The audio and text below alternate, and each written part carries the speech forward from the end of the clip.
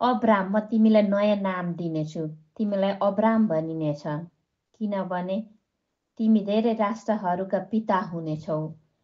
तिमी श्रीमती पनि म उसलाई नयाँ नाम दिनेछु। अबदेखि उनीलाई साराही भनेर बोलाऊ। उनी पनि राष्ट्रकी आमा हुनेछिन्। अब्राम भुइँमा लडेर उनी हाँसे। उनीहरूले सोचे, यो सम्भव छैन। म 100 वर्षको भए र सारै उनी 90 वर्षकी भइन्। प्रभुमा भरोसा गर्न र उहाँको वचनमा विश्वास गर्न धेरै गाह्रो हुन्छ। आज तातो दिन छ। अब्राम आफ्नो पालको अगाडि छायामा बसिरहेका छन्। अचानक उनले 3 जना मानिसलाई देख्छन्। उनले तिनीहरूलाई चिन्दैनन्, तर पनि चाँडै उठ्छन् र उनीहरूको अगाडि निहुरिँदै भन्छन्, कृपया आउनुहोस्, मेरो आगन्तुक बन्नुहोस्। म केही पानीको प्रबन्ध गर्छु, बाँकी तपाईँहरूलाई आफ्नो खुट्टा धुनुहोस् र रुखको छायामा आराम गर्न सक्नुहुन्छ। म तपाईँलाई भोजन पनि गराउनेछु। र 3 जना सहमति हुनुहुन्छ।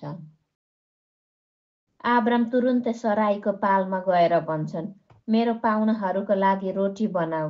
उनी पनि दौडिँदै नोकर कहाँ पुग्छन् र भन्छन्, कृपया एउटा बाछा लिएर आगन्तुकहरूको लागि मासु तयार गर। अब्रामले पनि मक्खन, दुध र रोटी लिन्छन् र मासुसँग आगन्तुकहरूको लागि भोजन तयार गर्छन्।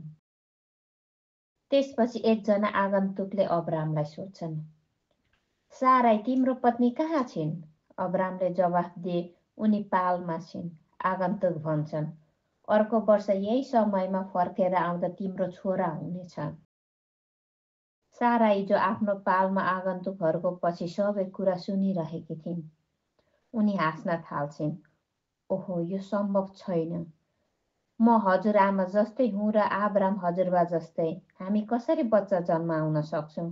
उनी आफैमा मुसुमुसु हाँस्छिन्। तर उनीहरूलाई थाहा छैन, ती आगन्तुक सामान्य आगन्तुक होइनन्।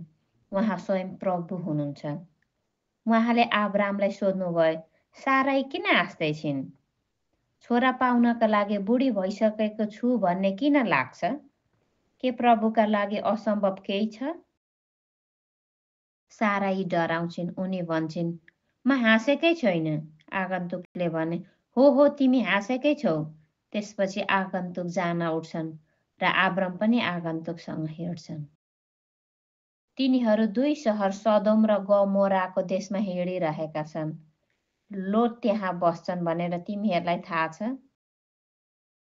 तब परमप्रभु भन्नुहुन्छ, के म मेरो साथी अब्रामबाट लुकाउनु मैले के गर्ने योजना बनाएको छु?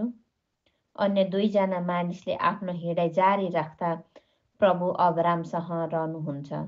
उहाँले, म सदोम र गमोराको पापी सहरहरूमा जाँदैछु र त्यो साँच्चै खराब छ कि छैन हेर्छु, तब म सहरहरू नष्ट गर्नेछु। अब्रामले परमेश्वरसँग बिन्ती गर्न थाल्छन्, यदि सहरमा 50 जना असल मानिसहरू छन् भने के तपाईँले अझै पनि सहरलाई नष्ट गर्नुहुन्छ? होइन, परमप्रभु भन्नुहुन्छ, यदि मैले ममाथि भरोसा गर्ने 50 जना मानिस भेटाए भने म सहरलाई नष्ट गर्ने छैन। अब्राम यसबारे सोच्छन्, सायद 50 जना राम्रा छैनन् भने आफैलाई नम्र पार्छन् र उनीहरूले फेरि बिन्ती गर्छन्, प्रभु, सायद त्यहाँ जम्मा 45 व्यक्तिहरू छन्। होइन, त्यसो भए म सहरलाई नष्ट गर्दिन।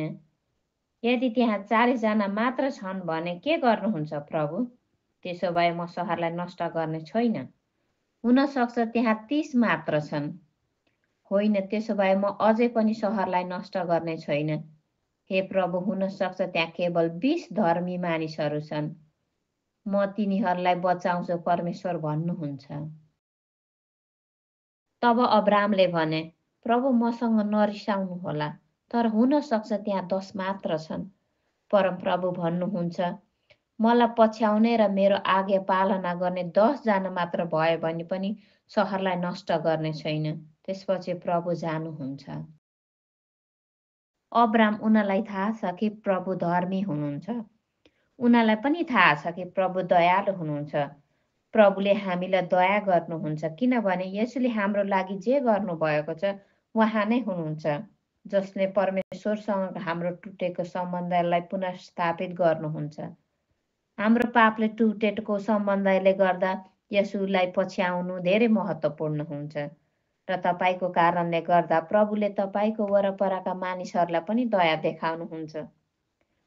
तपाईँले पनि आफ्ना वरपर अन्य मानिसहरूका लागि प्रार्थना गर्न सक्नुहुन्छ। मलाई आशा छ कि तपाईँहरूले यसुलाई चिन्नुहुन्छ। यदि त्यसो होइन भने यसुलाई चिन्न र हृदयमा बोलाउन अहिले अझै पनि ढिलो भएको छैन।